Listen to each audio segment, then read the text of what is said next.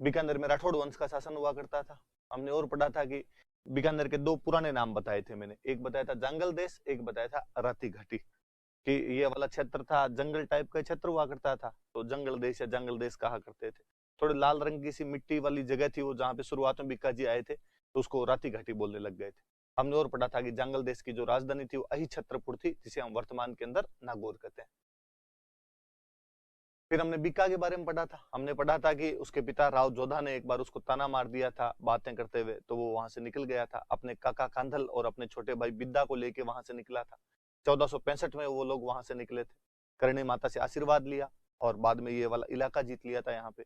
1472 में कोडम देसर में उसको राजा घोषित कर दिया गया था। 1488 में उसने एक नया नगर बसाया था, बीकानेर नाम का नगर बसाया था।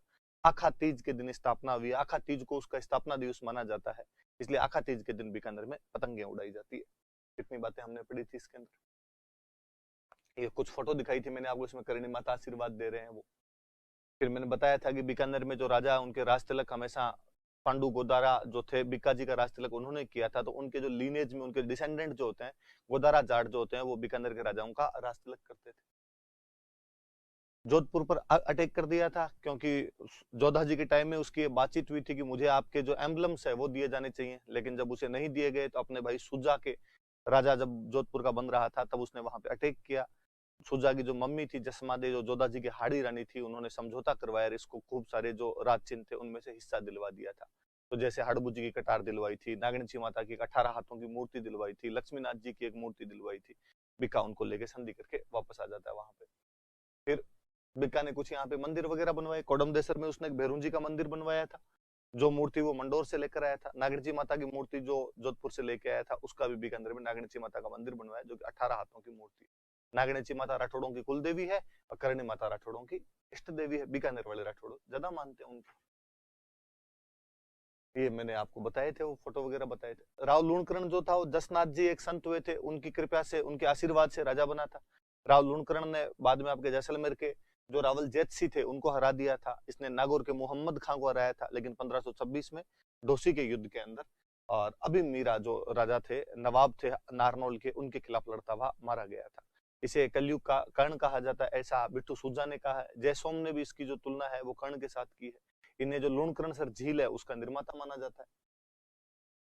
ये लक्ष्मीनाथ जी का मंदिर इन्हीं के टाइम के अंदर बना था, तो एक ही याद रख लेना। राव जेत सिंह खानवा के युद्ध के अंदर अपने बेटे कल्याणमल को भेजकर सांगा की सहायता की थी। उसके बाद में राती घाटी के युद्ध में 1534 में हुमायूं के भाई कामरान को हरा देता है। कामरान इससे पहले बटनेर पर कब्जा कर चुका था। बिट्टू सूजा की जो किताब है राव जेत सिरो छंद, उस किताब में इसकी जानकारियां मिलती है। 1541 में पाहिबा के युद्ध में मालदेव के खिलाफ लड़ता हुआ मारा जाता है। इससे पहले इसने अपने मंत्री नगराज को भेजकर शेरशाह सूरी से सहायता प्राप्त करने की कोशिश की थी, लेकिन सहायता नहीं मिल पाई वहां से। और बिट्टू सुजा इनके दरबार में थे, जिन्होंने राव जेत सिरो छंद लिखी है, बताई दी थी मैंने बात आपको। फिर राव कल्याणमल को ज्यादा बड़ी बात थी नहीं। 1527 के खानवा के युद्ध में एक राजकुमार की हैसियत से गया था। गिरी सुमेल वाले युद्ध के अंदर शेरशाह सूरी का साथ दिया 1544 में मालदेव के खिलाफ, और बाद में बीकानेर पर यहाँ पर कब्जा कर लिया था। 1570 में अकबर के नागौर दरबार में हाजिर हुआ और वहां पे अकबर की अधीनता स्वीकार कर ली। बीकानेर का पहला राजा जिसने मुगलों की अधीनता स्वीकार की थी। इसके दो बेटे राय सिंह और पृथ्वीराज राठौड़ इसके साथ में थे, जिन्हें अकबर अपने साथ में ले जाता है। हम जानते हैं कि उसने राय सिंह को जोधपुर का प्रशासक बना दिया था। और पृथ्वीराज राठौड़ की बातें हम वैसे तो आज करेंगे कि पृथ्वीराज राठौड़ बाद में अकबर के दरबार के एक अच्छे लेखक बने थे। इतनी कुछ बातें जो थी, सिंपल सिंपल सी बातें, जिनमें खूब सारी बातें हमने पहले पढ़ रखी थी, ये हम कर चुके हैं। अब इसके बाद में आगे कौन कौन से राजा बने थे उनके बारे में पढ़ते हैं। थोड़ी ज्यादा जानकारियां हैं, थोड़ा ध्यान लगा के वीडियो को सुनना, थोड़ा ध्यान रखना आप इसमें।